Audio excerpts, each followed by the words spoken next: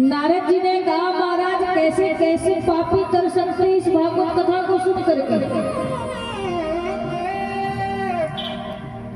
सनकादिक ऋषियों ने कहा है नारद जी महाराज, जिसने जीवन भर पाप किया हो, आज तक कोई पुण्य का काम ना किया हो, यहाँ तक माँ किसी और बिरादरी की, पिता किसी और बिरादरी का पाप में ही डूबा रहा हो, यदि ऐसा व्यक्ति भी इस भागवत कथा को सुन ले तो मगन हो जाता महाराज। हाँ महाराज, उसका भी उद्धार हो जाता। नारद जी ने कहा जिंदा की बात हटाइए, मुर्दा व्यक्ति भी इस कथा को सुन लेता है तो उद्धार हो जाता। हाँ महाराज, बिल्कुल सत्य घटना आपको सुनाए। हाँ, तुंगभद्रा तटी, तुंगभद्रा नदी के किनारे एक नगर बसा हुआ था, उत्तम नगर। वहां पर एक आत्मदेव नाम के ब्राह्मण रहते थे। ज्ञानी थे, यशस्वी थे, तपस्वी थे, सद्गुणी थे, कर्मकांडी थे, सब कुछ थे। उनकी पत्नी का नाम था धुंधली। सबने कथा सुनी है, जथा नाम कथा का। धुंधली देवी जी कैसी महाराज, जब तक पड़ोसियों से लाठी चार्ज न करवा ले तब तक एक जल जाता। ऐसी महिला इधर की सुन करके उधर कहना, उधर की बात को सुन करके इधर कहना, यही काम। और जैसे पति देव आ जाए पूजन उजन करा के यजमानों के यहाँ से, तो हाथ में आरती की थाल लेकर के खड़ी हो जाती। ऐसा मानो लगता कि सती सवित्री के बाद इन्हीं का नंबर है। बोली बातें बिहारी लाल की।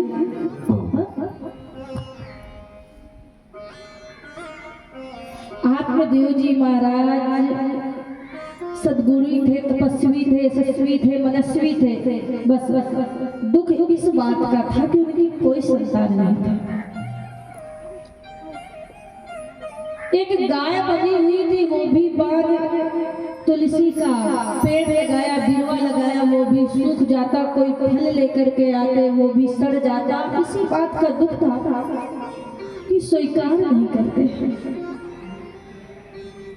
अब तो लोगों के यहाँ तक बात गई, लोगों को पता चला, तो गांव के लोग, नगर के लोग, अब लोगों का काम ही है बातें करना। लोग कहने लगे अरे राम राम राम, आत्मदेव जैसा पापी लगता है कोई नहीं, देखो तो सही, इनके यहाँ तो महाराज जल पीने लायक तक नहीं है, इनके पूर्वज तो जल तक नहीं स्वीकार करते। ये ऐसे अभागी ब्राह्मण हैं कि यदि कोई पेड़ लगाते हैं तो सूख जाता है, फल लाते हैं तो सड़ जाता है, कोई चीज को बांधते हैं, गाय को बांधते हैं, वो भी बांध को स्वीकार ही नहीं करता। इसी बात का दुख था। एक दिन आत्मदेव जी महाराज ने सोचा कि क्या बाजी करके ये जीवन ही बेकार है, मेरी कोई संतान नहीं, ये राजपाट, ये घर द्वार कौन संभालेगा। बहुत दुखी हो गए महाराज, गए तो जंगल की ओर चले गए मरने के लिए। अब तो महाराज काफी दूर पहुंचे तो देखा क्या, एक संत जी महाराज जी ने देखा कि कोई ब्राह्मण देवता रोता हुआ आ रहा है, लगता है परमात्मा के लिए रो रहा है, भगवान की कृपा के लिए रो रहा है, इसका कुछ मार्गदर्शन करें। जैसे कि तो संत भगवान ने कहा कि महाराज जी कथम रोदिसी विप्रत्तम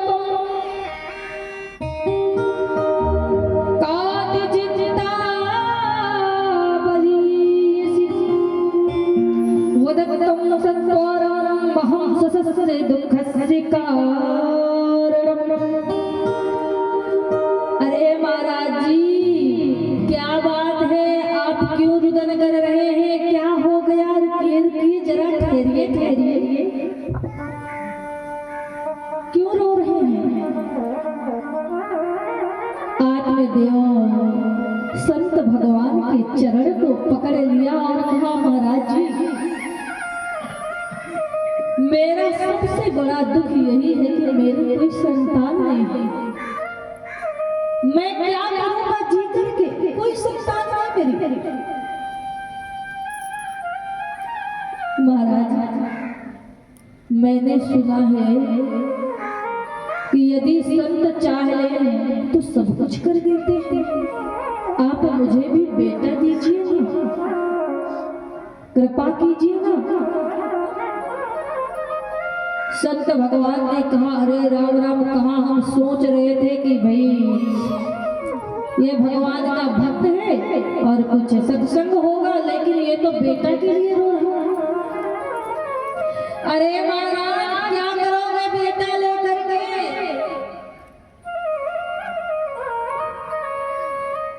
बेटा मानना ही है तो कृष्ण को मानो ना। अरे जिन जिन के बेटा रे ऐसा था, वेद था, वेद इतना ज्यादा उद्दंड था, इतना उद्दंड था कि स्वयं अपने आप को भगवान मानता था। पिताजी बहुत दुखी हो गए और घर छोड़कर जाना पड़ा।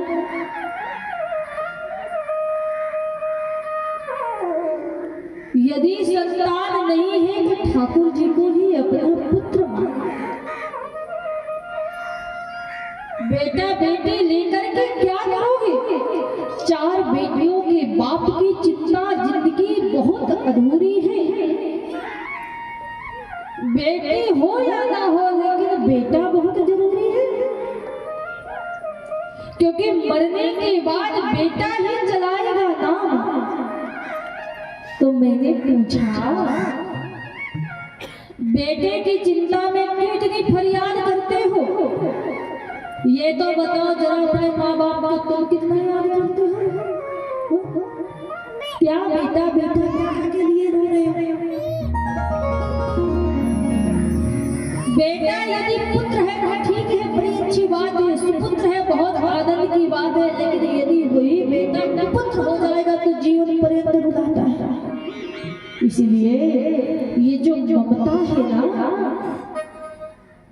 इस ममता से दूर। बोले महाराज हम आपकी ये बातें नहीं सुनने के लिए आए, महाराज हम पुत्र चाहते हैं। अरे आप तो कह रहे बाबा कि आप क्या जानो कि पुत्र का सुख क्या होता है? जब आंगन में नाती पोते बाबा बाबा बाबा कह करके बोलते, तोतली हुई भाषा में पुकारते, तो ऐसा लगता जैसे रसगुल्ले फूट रहे, बड़ा आनंद आता।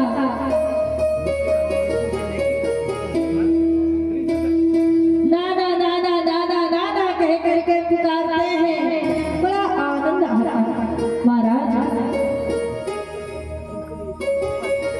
आप हमें पुत्र दीजिए, नहीं तो आपके चरणों में सर पटक पटक करके जान दे दूंगा, आपको एक हत्या लग जाएगी ब्राह्मण की।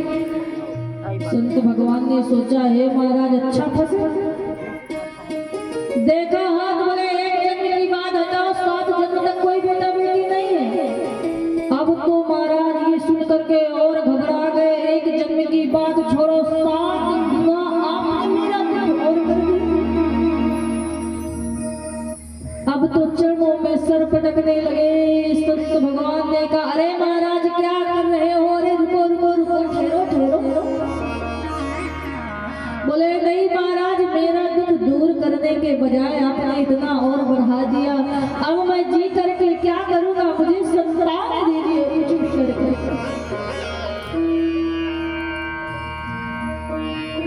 बार बार रोने लगे, पुकारने लगे, कहने लगे। तो संत भगवान ने कहा, अच्छा रुको रुको रुको, ठहरो ठहरो ठहरो, ऐसा करो ठीक है, ये मैं फल देता हूँ, इस फल को अपनी पत्नी को धुंधली को खिला देना, सुंदर सा पुत्र होगा। बोले महाराज कोई नियम संयम, बोले नियम संयम क्या है? स्नान ध्यान करके, पूजन पाठ करके, भजन करके पूरा फल पाले, और निंदा किसी की करना नहीं, चुगली किसी की करना नहीं, लड़ना झगड़ना नहीं, तो चाल बोले ठीक। बड़े प्रेम से आते हो, खुश होते हुए गए घर। अरे देवी इधर आओ, इधर आओ। धुंधली ने कहा क्या बात है? अरे तुम्हें पता है मुझे एक संत जी मिले, फल दिया है, इस फल को खा लो, बड़ा ही सुंदर पुत्र हो जाएगा। धुंधली ने सोचा हे भगवान, ये तो बोरा गए, पता नहीं कौन बाबा बैरागी इनको फल दिए, हो सकता है जादू टोना कर रहे हो मेरे ऊपर है, ये तो पगला गए, कोई बात नहीं। लेकिन प्रकट होकर के नहीं कहा, मन में सोच रही है, चुप है, शांत है।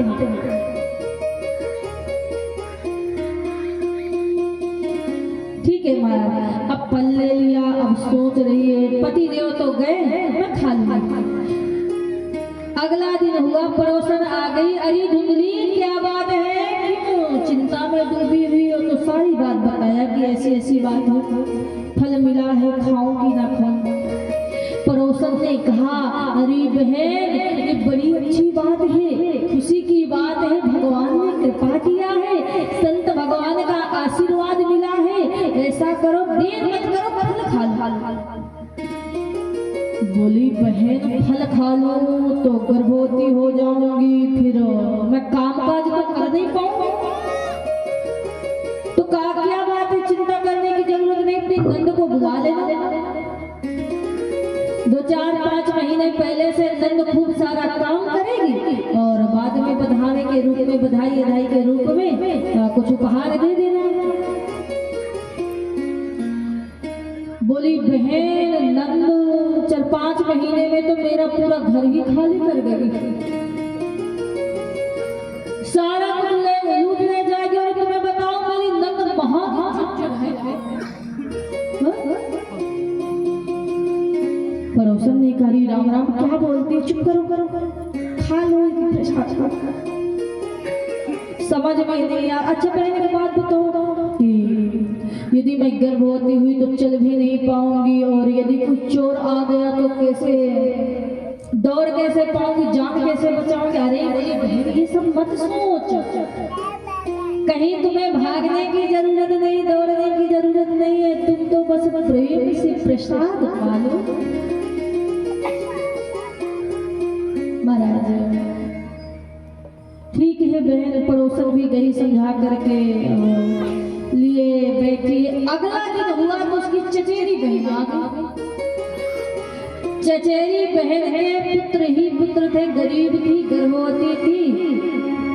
सारी बात धुंधली ने बताया अपनी चचेरी बहन से। तो बहन ने कहा अरे धुंधली बाबाओं के चक्कर में मत पड़ना, अरे अपने बहन भैया हो गए हैं, पता नहीं कब ठग ले जा लोगों को। देखो ऐसा कभी होता है कि फल खाने से कोई बेटा हो जाए? नहीं, कभी नहीं होता। ऐसा करो कि क्यों ना आजमा के देखो, ये जो फल है आप अपनी गाय मां को खिला दो, और मैं गर्भवती हूँ, मेरे पति को धन दे देना, मैं तुम्हें अपना पुत्र दे दूंगी, और अपने पति को बता देना कि मेरा है। बोले बढ़िया बताया बहन, ठीक है। समय व्यतीत होने लगा, एक दिन वो समय आ गया, धुंधली को पुत्र मिल गया। चचेरी बहन ने जन्म दिया था, जिस बालक को दिया, और रातों रात खूब सारा धन लेकर के आ गई। आत्मदेव को बताया, आत्मदेव ने सुना कि महाराज बड़ा सुंदर पुत्र हुआ है। वो तो खुशी के मारे नाचने लगा, कूदने लगा, गदगद हो गया है। 3 महीने बाद और खुशखबरी ये गई कि गाय देवी भी बड़ा सुंदर पुत्र को जन्म दिया है। अब तो महाराज आत्मदेव इतने खुश, इतने आनंद में है, महाराज इतने आनंद में है।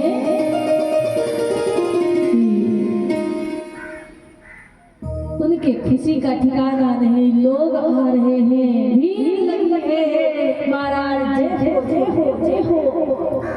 जय जयकार कर रहे हैं, लोग बड़ा ही सुंदर गा रहे हैं, भजन हो रहे हैं, कीर्तन हो रहे हैं। सूरत तेरी प्यारी है, कहते हैं